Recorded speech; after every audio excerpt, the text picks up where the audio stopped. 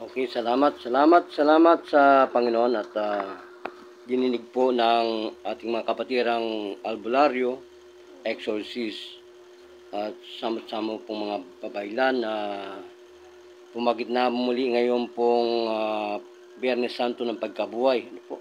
At talaga namang namanga ang lahat ng nailabas ko po ang dynamic mantra ng pagkabuhay o pambuhay sa nangamatay na tao, no? At syempre, bago po tayo muli ay pumagitna, ay binabati po natin ang ating po mga naging kaulayaw na mga espiritista. At sa lahat po ng mga mangyan at mga kanyaw natin, mga asabela, at mga tadtad at pulahan. Syempre kay Tito George Carriedo at Remy Borse, kay Boss Thomas ay binabati natin. At syempre dyan sa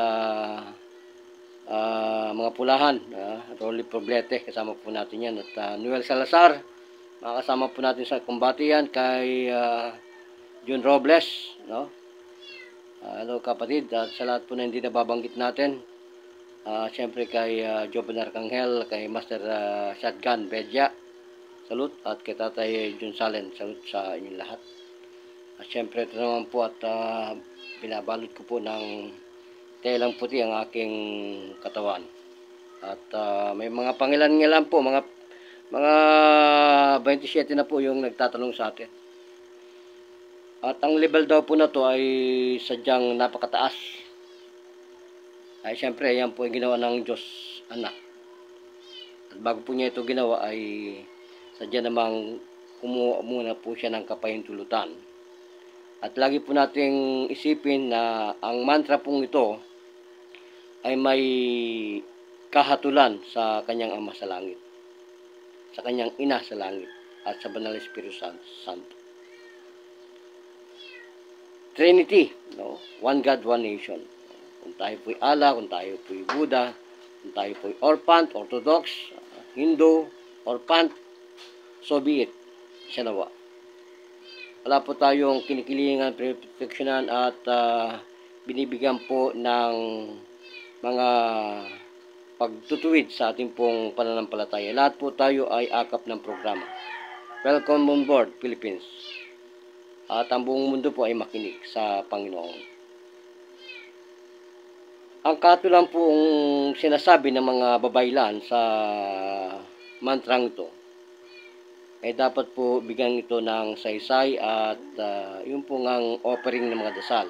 Bahala na po tayo kung anong kailangan natin dasal. At ang nagustuhan ko pong tanong ay paano po ang proseso at sistema sa gagawing pagbabalik o pambuhay ng mga patay na to. Isa-isa naman, huwag po naman sa bayan, no? Isang araw, isa. Pero kung kaya po ninyo 100, sa isang araw pwede rin po yun, no? Yan po ang napakahirap na katanungan. Ang kahatulan, mga kapatid, bago po sabihin ng sistema o procedure, para po itong David na tori na ginawa ni Solomon, na nilagay sa, hindi ko alam kung nasa gitna o nasa tabi ng dagat, na halos maarating na ang kalangitan. Ibabagsak po kayo ng Panginoon kapag mali po ang paghatol ninyo at pagtawag sa yumaong ito. Dapat po suriin ang dahilan ng kanyang kamatayan. Kung ito ay talagang panahon ng kanyang pagbabalik sa ating amang lumika, ay suriin po natin at wag po nating gambalain. Kung ito naman po ay hindi illegit, hindi illegit at abnormal ang pagkamatay at may kadahilanang hindi matanggap ng sanlibutan, lalo na ng mga pamilya nito, ay pwede po tayong sumubok at makiusap sa Panginoon na ating sinasamba, ang anak ng Diyos. Napakataas daw po talaga ng level na to. Kaya po hindi ko talaga ito mailabas-labas. Napag-utusan lang po ako ng lingkod ng Panginoon na tulad ko. Yan po ang apo. Hindi ko na po babanggatin ang may akda nito. Napag-utusan lang po ang inyong lingkod. Marami ko pong mga libro nito na hindi po sa akin. Kumbaga, nabasbasan lang po ako na pagkalooban. At ito pong isang ito ay sadyang napakabisa. At sinabi ko po sa may akda nito na napakabisa nito. Sapagkat nagawa ko na po ito sa aking magulang.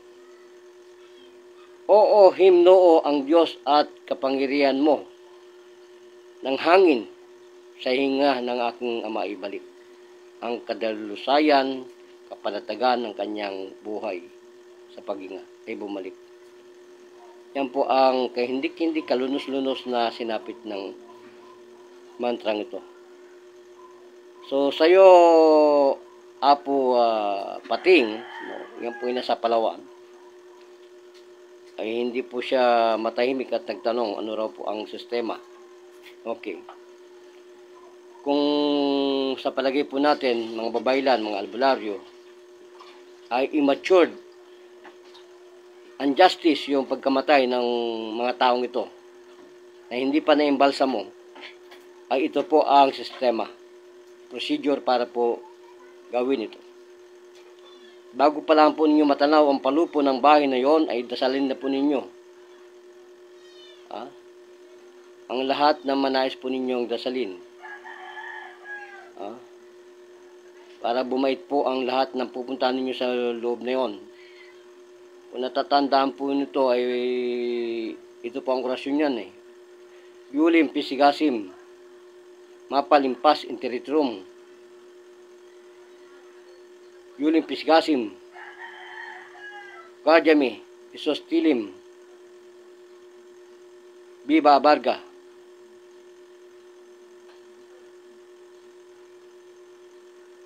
Atake Diyos miyom, ahumamen, bago po kayo pumunta sa patay.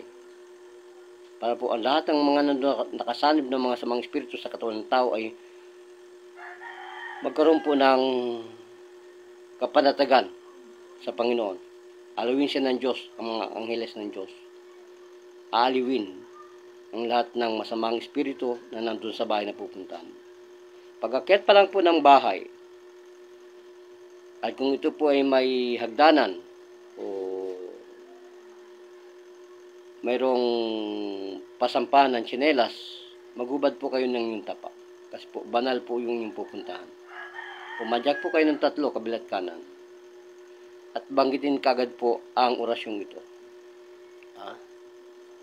Ang orasyon pong ito ay, babasahin po natin, nawawala. Verbum Diyos, Gupalala Miasim Tum Ahumamen. Andiyan po yan sa kung bakit po ito ibinabasa ay talagang kinukuha pa rin po ng may malang enerhiya ang pagsausaulado po nito. Kinukuha sa akin. Mataas po kasi ang level. Nabubura. Taking alaala. Hindi pa po ako tapos magano nito. Magdasal, kaya siguro kulang pa. Hello po sa nag-comment, no? Kay Mr. Biscotcho, ano? Jeanette Irineo Biscotcho. Keep watching, kapatid. Meron lang pong konting filter para hindi po tayo ma-violate si Meta. Nandiyan po naman sa screen yung pambuhay, kapatid, para po inyong magamit din. Sinishare ko po itong level na napakataas daw na hindi natin nakikita sa screen ng social media. At sa buong interview ng mga babaylan personality o albularyo personality na ginagamit ng mga matataas na mga television media. Yan na po. At sana po mabago na po natin yung procedure ng pagbuhay sa patay. Huwag na po na tayong gumamit ng third parties, second parties, o pwede rin po kung nasa inyo po yon. Malaya naman po tayo. It's about choice, no? Ganyan po kami, non-partisan sa lahat ng ritual. With due respect sa lahat po ng mga may kaalaman ng mga maika, nasa inyo po ang kahatulan ng inyong gagawing procedure. So, nandun po tayo sa hagdanan, pumadyak at banggitin po ang mantrang ito. Yupalala Miatim Tuom Ahum Amen. No? At pag nakita na po ninyo ang bangkay na nakahimlay na hindi pa po naimbalsamo, tandaan po natin, hindi pa naimbalsamo. Ilagay po ang inyong kanan o kaliwang kamay o dalawang kamay sa kanyang uluhan. Mamili po kayo ng posisyon ninyo. Kung ganun po sa kay Jesus Christ, o gumawa po kayo ng kanyang sarili po nyong estelo. Ganun po sa kanyang ulo. At banggitin po ang kanyang pangalan. Sa pangalan ng Ama, ng Anak, at Diyos, ng Espiritu Santo. Kabagang ka ng Panginoong Yahweh. Panginoong Allah. Kung ano man pong denomination. Jehovah, Adonai, Elohim, Padre Gusum. At banggitin ang ating orasyong ito. Yupalala Miatim Tuom Amen. Kung saan ka man naroon ay tinatawag ko ang espiritu mo, pangalan ng namatay. Saan ka man naroon ay tinatawag kita. Mangusap ka at usapin mo ako. Ano ang nangyari sa iyo at nasaan ka? Sino ang gumambala at pumatay sa iyong espiritu at inilabas ka sa iyong katapang lupa? Muli ay manawag ang iyong boses sa aking mga paningin at pandinig at pakiramdam. Tandaan po ninyo,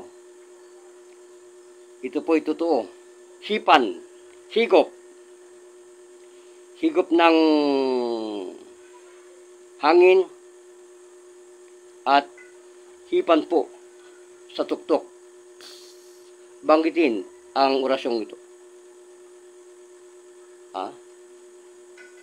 Doon po mapuputol. Pagkahipo sa tuktok, pakiramdaman po ninyo at dinggin at ulinigan yung kanyang tinig. Mangungusap po yan. Hindi pwedeng hindi mangusap yan. Mangungusap. Pag nangusap po yan at sinasabi niya, ako po ay ginambala ng ganyang masamang espiritu, elemento, anong uri, anong klase, babae, lalaki, tanungin po ninyo. Ito po ay live at katotohanan. Reality based po ito na kinikwento ko sa inyong buhay dahil matanda na po ang inyong lingkod. Sasagot po yan. Pag sumagot po yan, Kuya, Ninong,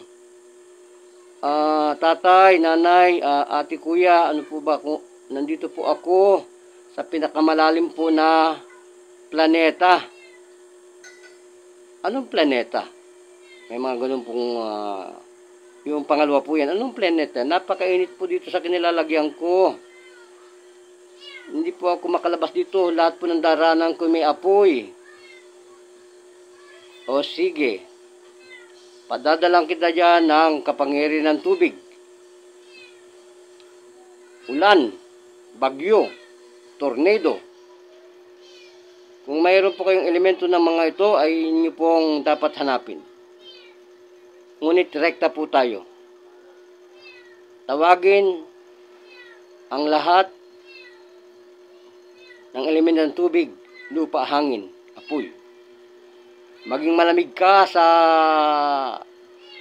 lugar na puntahan mo. Ang lugar ng espiritong ito. Kunin mo siya. Banggitin din ang elemento ng araw. Kung doon ay madilim. Kung minsan po kasi kahit na nag-aalab doon sa impyernong yon, madilim daw po. Kaya, bibigyan natin ng tala. Pinakamalaking tala, pinakamalaking apoy. Ng San Termo. Kay Lurom Ignis Mila, kay Lurom Ignis Sasta. May mga ganun po. Bituin sa langit, Islam, Partam, Al-Allah, Yahweh, Yahweh, Buddha, Buddha. Ahum, Amen. Magkalat kayo sa impyernong yan. Yan. Ngayon ay hinihigop ko ang yung espiritu sa impyernong kinalalagyan mo. Pag sinabi po ninyo yun, na hinihigop ko ang iyong kaluluwa sa iyong pinagkakulungan, ay huwag kang lilingon, huwag kang titingin sa iyong likuran. Diretso lang, taas baba, walang likuran, ups and down. Tumingin ka lang sa gabay ng Panginoong Yahweh. Sa talang maggagabay sa iyo, sa araw na maggagabay sa iyo, sa tubig na maggagabay sa iyo, sa lupang tatapakan mo dyan. Magkakaroon dyan ng mga angheles ng kalangitan. Salamat po kuya sa sagot yun. Dahil po yung aking binuhay, puro mga bata nung araw. Mga edad dalaga. Ayan. So yung pangalawa po yan na binuhay ko noon. Nasa planeta siya. Yung bata pong babae, nasa malalim na batuan. Eh kuya, hindi naman ako pwedeng makalabas dito. Ano po to? Bato. Hindi, tatagos ka dyan sa pangalan ni Yahweh. Ha? At doon pa lang po ninyo. Ngayon, handa ka na ba? Lumakad o lumipad. Pag sinabi mong lipad, lipad. Pag sabi lakad, lakad ka nining. Pag sinabi po ninyo na siya lumilipad na at lumalakad na, huwag titingin sa likod. Doon po lang po ninyo hihip po kayo ng malakas ng orasyong ito. Pangatlong orasyon na hihipin o pang-apat, pang-lima, pang-anim. Hihip, higop, at ibuga po sa kanyang bibig. Sa bibig po ninyo ibubuga. Pagkabuga po, parang cardiopulmonary resuscitation yan. Mga kababayan. Kaya kailangan po natin ng reality base. Hindi po ito basta-basta. Hindi po ako nautal-utal. Reality base po. Pagkahihip po, sigurado, para mabubulunan ng patay. At pag pinagbigyan po tayo ng Panginoong Yahweh, Elohim, Jehovah, Allah, lahat po ng Panginoon na kilala ninyo, ay magpasalamat po tayo. Pagkahihi po ninyo ng kahit na kaunting hibla ng inyong hangin, lalabas yan. Oo, himnoo. Oo, himnoo. Hangin po yan. Kahit hindi na po ninyo banggitin yan, ang mahalaga po yung nandyan sa screen. Babangon po yan kung siya ay nakahiga. Kasi po may mga patay na nakaganon lamang, nakataas pa. Yung akin po kasi talagang naka-lay down at nangusap. At nagsipagtakbuhan po yung naglalamay sa bintana, nagtakbuhan. At ang tingin po sa akin, ako po ay naluloko. Pero po yung mag-anak, nakatingin po sa akin at pinayagan po ako. Hindi pa po ako talagang albularyo, nagtatago pa po ako. Graduate po ako ng second year college theology. Nalipat po ako ng Manila, Caloocan Polytechnic at TIP. Ako po ay galing sa Immaculate Conception College, kaya medyo hindi po ako naniniwala sa albularyo. Kaya kahit po ako ganun pa man, nang ako po ay kapag trabaho sa Seaman, pagbalik ko, may naraanan po akong namatay at nag-iyakan, hindi nila matanggap. Ako po ay nabasbasan ng ninong ko na isang Orthodox bishop ng Orthodox. 7 sakong libro ang pinapanamana sa akin. Diyan po sa kay Mr. Lando Bugarin sa may Buwak Marinduque Municipal Hospital. Nandun po ang bahay, napakayaman. Yan po ang ninong ko. Lando Bugarin, nanggaling po sa Canada. Patay na po ngayon ang ninong kong mayaman. Ang asawa po noon ay isang nursing. Kaya ang sabi sa akin ay reflexology pa lang po ako noon eh. Sabi sa akin niya, ang pinakamagaling daw na insulin na makukuha mo sa halaman ay sa mani, laga lang. So sa lahat po ng nagnanais ngayong Semana Santa, pagkabuhay, ito na po ang inyong gagawing mantra. Huwag po tayong matakot sa kahatulan. Kung talaga pong sinasadya ng tadhana na buhayin ang namatay, at sinasabi po ng Banal na Espiritu, banal na Ama, banal na Ina, banal na Anak, na gawin mo to, gawin mo. Huwag po kayong matatakot sa story ng Haring Solomon o ni Haring David. Ang mahalaga ay yung pong busilak na puso.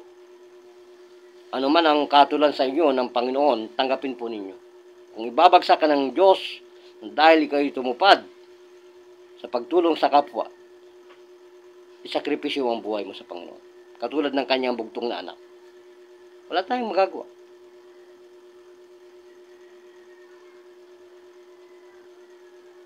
Hindi mo sinunod ang Diyos, ayaw naman niya na gawin mo to, pero sinunod mo, sa awa mo sa namatay, gawin mo, tanggapin mo ang kaparusahan. Ganyan. Doon na lang po tayo sa langit maghugas, maghilamos. Walang problema po. Ito po yung katotohanan na sinasabi ko. Nung araw po na yun, ako tapos na po ng assassination ng Yus Guangdo. Tapos na po ako nun. Kaya naniwala na po ako sa mga mantra ng ibang bansa. Ito po yun. Kiss of death. At sorry, wala pong makapag-interview sa akin na kahit na sinong International Investigative Network. Dahil napatunayan ko na po yan. Pinakita ko na po sa Facebook yan kung paano ko paluwain, pasukahin ang isang tao ng heart attack. Pinakita ko. At nakita na yung bumulo, kahit yun ay ma-erase pa. At least naipakita ko na sa lahat ng mga matatalino, sa lahat ng mga matatapang, sa lahat ng mga banal na pakita ko yan. At nung araw po na yun, hindi ganito katibay ang aking pananalita. Tinalo ko po si Vice Ganda sa pagiging babae, sa pagsupil ng espiritong ito. Nakiusap lang po ako sa banal na espiritu na ibalik sa akin ang aking sandata na nawawala na po ng buhay nung araw na yun, nung taon na yun. Totoo po yun. O, sa lahat po kay Gigi Nets, Ireneo Biscocho, keep watching po. At saka kay Richmond, hello. Kay Boss Odencio, hello boss. May utang pa ako dyan sa magaling kong mekaniko ng Rusi. Ito po ang ating mantra sa pagkabuhay muli ng ating Panginoong Hesukristo, anak ng Diyos. So, tatanggapin po natin ang katulan kahit po ikamatay natin. Ang pagpunta po sa ganitong estado ng fourth state at level ng Panginoon ay masalimuot na buhay. Na hindi dapat ilabas itong mantrang ito. Na para ka na nitong mami sa Egypto na na-preserve. Na parang buhay, yung inyong pong mahal sa buhay na naging bangkay na. Raised from the dead. Yan po ang ginawa ni Papa God. Lazaro. Wake up. Awaken. Yun ang po sinabi ni Lazaro eh. Ni Papa Jesus. Lazaro. Bangon. Bumangon si Lazaro. Yung magical po na sa akin, kaya po ko masasabi sa inyo na totoo yan, ay kahit pa po ako puntahan ng kahit na sino pang Jessica Soho, amen. Kahit ang mga idol ko, amen. Nandun po yung bahay. Yung pangalawa po, hindi ko na alam kung nasaan ngayon. Yung pangatlo, hindi ko na alam nasaan ngayon. Ang lima po yan. Yung panglima, yung tatay ko. Ang sakit! Unti! Ang sakit! Hindi na po makahinga ang tatay ko. Ginanong ko ang tatay ko. Sa ito rariputid o parutas, oo, himno, oo, makapangyarihang hangin ng Diyos. Huwag kang lalabas sa katawan ng tatay ko. Diretso sa hospital. Pagkalabas po sa hospital, nakikita ko ang tatay ko na dinudukot po yung laway, yung salayba sa COPD, chronic obstructive pulmonary disease, known as emphysema. Sabi ko, Papa, ano bang sabi ng doktor sa'yo? Bakit yung plema mo hindi matanggal? Nakalimutan daw po nila yung antidote. Ba't hindi mo sinasabi sa akin, may pagkaparma to? Ay, hindi ko naman alam na ano, na meron kanyan. Sabi ni Uncle mo, Fernando, subukan daw natin yung ano, yung antidote niyan. Patay na yun eh. Nangusap yung patay sa tatay ko. Pagka mumugpo, sabi ko sa inyo, labasan eh. Matagal ko na pong sinabi yan eh. Napatayan pa ako ng isang tao sa pandemic. Kasi po hindi pa well-developed yung mantra na yan, yung antidote na yan. Matapang pa. Kaya sinasabi ko sa nung pagmumugpo ng tatay ko, kung ito yung mumumug, matibay, mataas. Ako nasusuka lahat ng pinasuka ko po nito halos na nawala ng hininga. Kaya ang ginawa ko, 0:1. Yung 0 po, yun yung venom. Yung 1, yun po ang neutral ng antidote. Yun po yung HO2, tubig.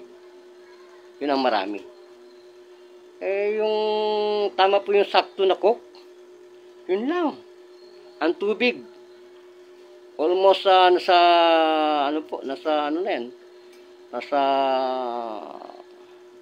sabihin, an inch na lang.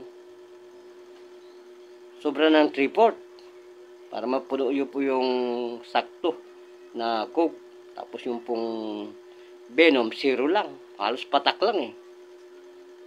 Pag mumugpo ng tatay ko, mumug tapon. Sabi ng tatay ko, yumapo sa baga niya. Puso, yun po nakakatakot. Laglag ang aking yagos doon, bayag. Yun po yun. Oo, himno, o Panginoon, wag mong alisin ang espiritu ng hangin, hininga ng aking ama. Tapos, yung pong assassin technique, binaital ko po yun. Sabi ng ama ko, salamat, nakasuka na ako, anak.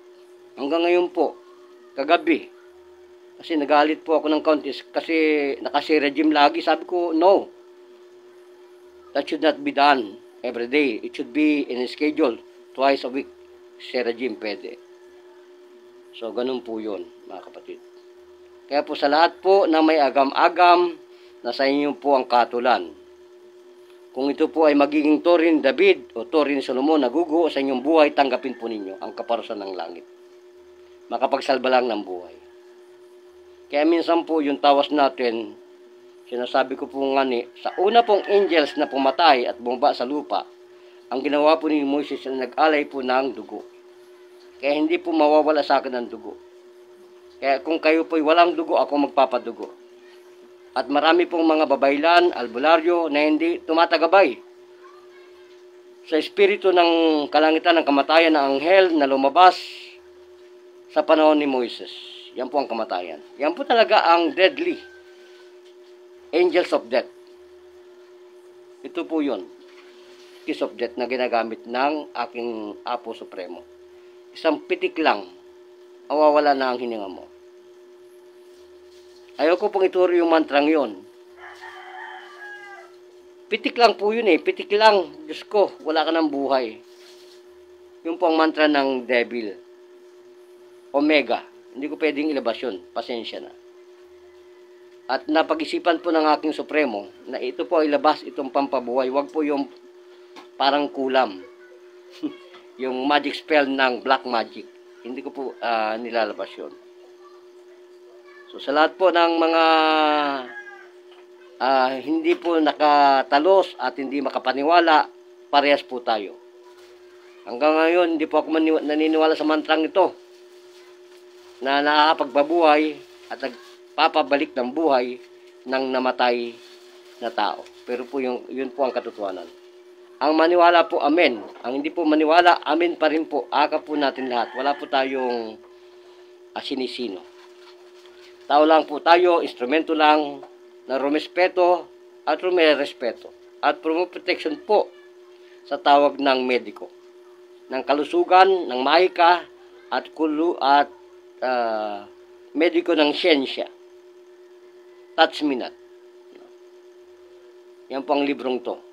Touch me not. Nobody is in position, in power to touch me. But then if you want, touch me. Everybody is welcome and question me if that is real. But I'm going to tell you again and again that is reality based. Walang pat lang. Hindi pa ako nag-iisip ng sasabihin ko. Matanda na po ako ngayon. Sapagkat ang ganito pong edad at ang ganito pong pinanggalingan kong karamdaman. Bata pa lang ako, may lus-lus na ako. Dok, bakit hindi alam ng ibang theory ang ginagawa mo? Ayun po, hidden po yung librong yan. Mantra.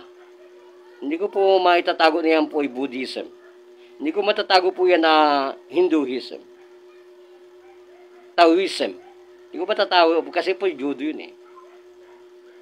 Yun po ang nag-link sa akin. Pero po, bago po yan, lumabas sa akin, pag-aral. Yung pong kay Jesus Christ na mantra, na lahat ng simbahan, na bulok na simbahan na nakita ko ay nagliwanag sa aking panaginip ng araw niyo. Naglalaban po eh. Naglalaban. Kaya ang ginawa ko po, ginawa kong halo-halo. I do not against with this prophecy. I go with it. I run with it. So inakap ko po sila. At kinumbine ko lahat ng libro. At ito na po na yun, Kiss of Death, na naaral ko. At ang nag-ending po, Panginoon pa rin ang mayagda. So sa lahat po ng nandyan at nakikinig at nagkaroon po ng oras, salamat po. At kayo na lang po ang bahalang magdagdag ng aking kakulangan. Hindi ko na po ito gagawing mahaba at maikli. Ang aking talumpatig para po sa pagkabuhay muli ng Panginoong Jesucristo, anak ng dakilang Diyos na lumikha. Pasensya na mga kapatid na babaylan kung ako po'y napag-utusan lang. May mataas pa po sa akin na apo. Tagapagsalita lang po yung lingkod at nagsabi, mahal ka ng programang ito. And I want to say it again and again, we love you. Philippines, vamos, gracias. Hello sa inyo lahat, lalo na kay Boss Richmond, ha? Audencio, at siyempre kay G. Anet, Irinio Biscocho. Mabuhay po tayo lahat, mabuhay po ang Pilipino. Maligayang pag-celebrate po ng Semana Santa, Lenten season. Salud Philippines, gracias.